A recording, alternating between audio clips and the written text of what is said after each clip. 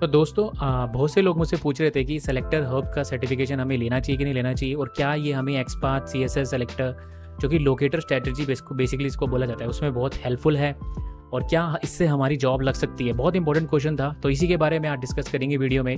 चलिए शुरू करते हैं।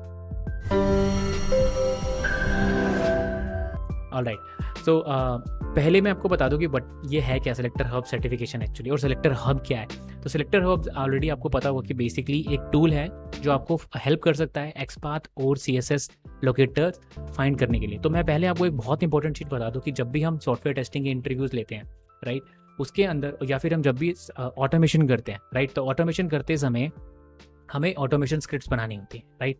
और ऑटोमेशन स्क्रिप्ट्स बनाने के लिए हमें एक वेब पेज मिलता है। वेब पेज के अंदर हमें बहुत सारे लोकेटर्स होते हैं, और उन लोकेटर्स को हम अगर स्मार्टली ढूंढ पाएँ, जो कि चेंज ना हो, डायनामिक ना हो, और उनमें कोई प्रॉब्लम ना हो, अगर हम उनको स्मार्टली ढूंढ पाएँ, अगर हम ढूंढ पाते हैं, तो हमारा एक तो टाइम बचता है, और दूसरी हमारी स्क्रिप्ट जल्दी कंप्लीट हो जाती हैं, और हम एक एंड टू एंड फ्लो, जैसे कि मुझे मान लो एक चेकआउट फ्लो करना है, मुझे एक लॉगिन करना है, फिर एक प्रोडक्ट को मुझे अपने इस कार्ट में डालना है, कार्ट के बाद मुझे पेमेंट करनी है, तो सारे लोकेटर्स अगर मुझे आसानी से मिल जाएं तो बहुत अच्छी चीज़ होती है, और मेरा टाइम बहुत सेव होगा, मैं ज़्यादा से ज़्यादा ऑटोमेशन कर पाऊंगा। तो इसी से रिलेटेड सेलेक्टर हब्स क्या है, एक टूल है जो कि क्रोम एक्सटेंशन की तरह काम करता है। वो फायरफॉक्स में भी है, अवेलेबल है, और वो different different I mean I और सफारी वगैरह में भी अवेलेबल है, जिसके कोडिंग वो आपको एक्सपाथ और सीएसएस सेलेक्टर खुद के बनाने में हेल्प करेगा। ठीक है। आई थिंक उसका ट्यूटोरियल ऑलरेडी टेस्टिंग एकेडमी है, इंग्लिश पे अवेलेबल है। हिंदी के अंदर भी हम संजय जो कि क्रिएटर है, मेरे बहुत अच्छे दोस्त हैं, उनको हम बुला के सीख लेंगे।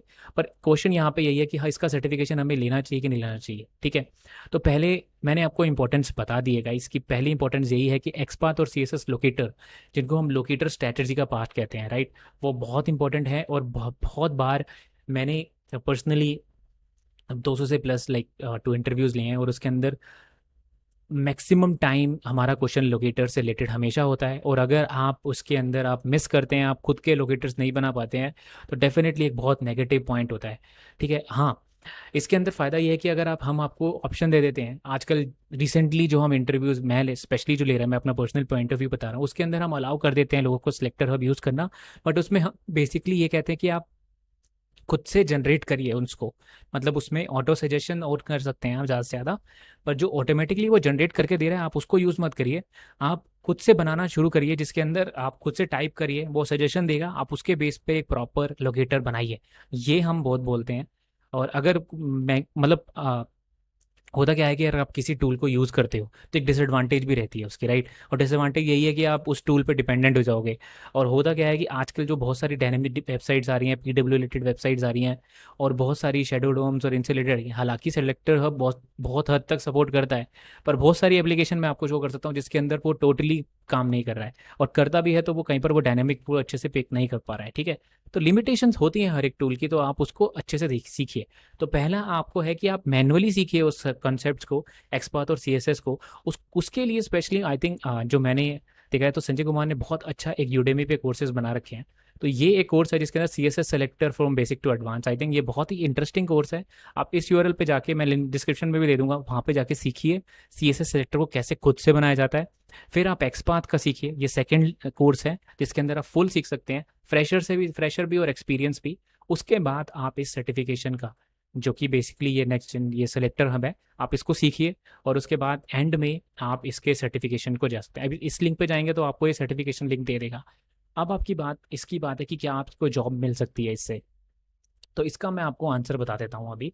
खाली इससे सेलेक्टर हब सर्टिफिकेशन से ऑफकोर्स आपको कोई भी जॉब देने नहीं वाला है, ये तो नॉर्मल सी बात है, ये हम सब एग्री करते हैं। बट हाँ, अगर आपके पास सेलेक्टर हब का सर्टिफिकेशन है तो प्लस पॉइंट ये है कि हाँ, हमें पता होगा कि आपने एटलीस्ट मिनिमम लोकेटर स्ट्रेटजी पढ़ी होगी, कोर्स किया होगा, देखा होगा, ट्राई किया होगा, कुछ तो आपको आता है, रादर देन आपको कुछ नहीं आता है से कुछ आता है, राइट। तो आपका डेफिनेटली एक प्लस पॉइंट आएगा, पर इससे जॉब मिल जाएगी उस पर डेफिनेटली थोड़ा सा पॉइंट नहीं है। ठीक है। अब आपको क्वेश्चन था कि इस सर्टिफिकेशन लेना चाहिए। मैं सजेस्ट करूंगा कि बिल्कुल लीजिए, फ्री सर्टिफिकेशन है, इसके अंदर आपको कुछ भी करना नहीं है। उल्टा आप CSS और एक्सपाथ के लोकेटर स्ट्रैटेजी को अच्छे से समझ पाएंगे। ठीक है, तो आपको डेफिनेटली ये लेना चाहिए और मैं हाईली रिकमेंड करूंगा कि आप इन चारों लिंक को चेकआउट करिए डिस्क्रिप्शन में, सर्टिफिकेशन ले लीजिए, ऐड करिए अपने रिज्यूम में। और अगर आप एक software tester, budding software tester हैं, तो डेफिनेटली फ्रेशर के लिए तो मस्ट है, आप प्लीज़ ले लीजिए इसको फ्री में, क्योंकि फ्री में मिल रहा है तो आप डेफिनेटली लीजिए ना। और एक्सपीरियंस के लिए प्लीज़, अगर आपको लोकेटर स्ट्रेटजी अच्छे से आती है तो दैट इज़ गुड, बट अगर आपके पास टाइम है और आप इन 2 कोर्सेज़ को करने के बाद एक सर्टिफिकेशन ले सकते हैं तो डेफिनेटली लीजिए, अपने रिज्यूम में ऐड कर लीजिए कि आपको एक प्रॉपर स्ट्रैटेजी पता है कि कैसे लोकेटर्स को फाइंड कर सकते हैं। ठीक है, तो ये थी एक वीडियो जिसके अंदर मैं बताना चाह रहा था आपको कि क्या आपको लेना चाहिए नहीं लेना चाहिए। आप होप आपको क्लियर होगा। अगर आपको अच्छी लगी वीडियो तो अभी के अभी लाइक और सब्सक्राइब कर दीजिए। और video related software testing videos और आ रही हैं, तो आप make sure API testing with postman की वीडियो सीरीज़ पूरी देखिए। सेलेनियम की आ रही है, SDET ब्लूप्रिंट आ रहा है, manual testing to automation conversion की पूरी वीडियो सीरीज आ रही है कि कैसे कर सकते हैं, मेरी पर्सनल स्टोरीज कैसे खुद कन्वर्ट किया मैंने रिलेटेड, वो सब कुछ आ रहा है। प्लीज़ टेस्टिंग अकेडमी हिंदी को सब्सक्राइब करिए और अगली वीडियो में मिलता हूँ। This is your host Pramod. Bye.